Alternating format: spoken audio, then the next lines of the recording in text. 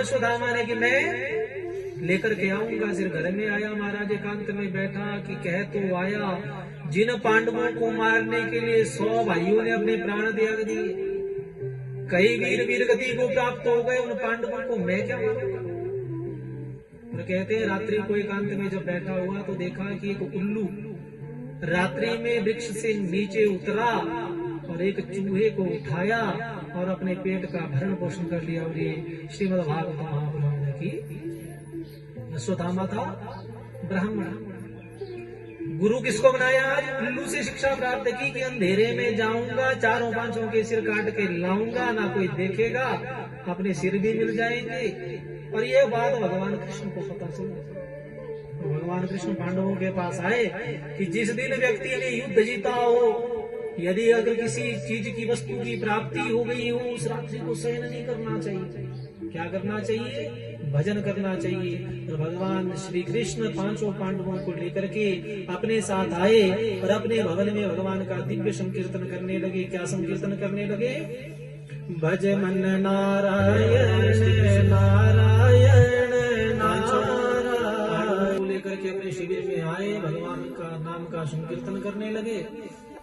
अद कहते हैं पांचों पांडवों के 5 पुत्र थे, प्रतिभिन्य, श्रुतसेन, श्रुतकीर्ति, सुतानिक और श्रुतकर्मा। पहले जमाने में क्या होता था, घरों में खाटे नहीं होती, बुनी हुई चारपाइयां होती थी, 2-4 होती थी। जिसका जब नंबर लग जाए तो नंबर लगा लेते।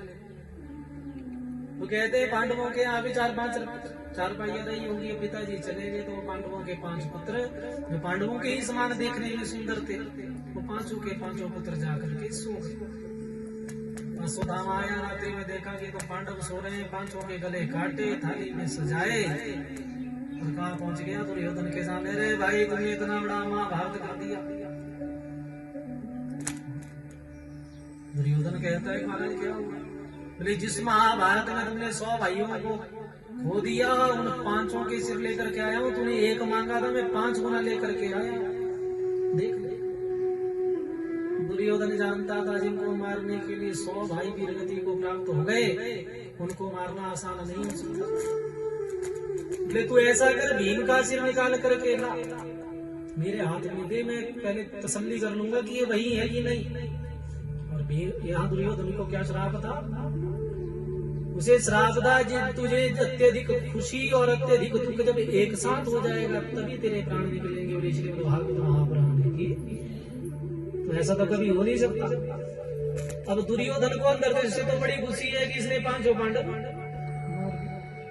और जब भीम का सिर ले गए, भीम के सिर को जब उसने पिचकाया तो आज दुर्योधन अंदर से तो प्रसन्नता पर रुदन करने लगा। अरे अश्वत्थामा, तूने तो हमारे वंश में तिलांजलि देने वाला भी नहीं छोड़ा। श्रीमद् भागवत महापुराण की ये पांडव नहीं है, पांडवों के पुत्र हैं।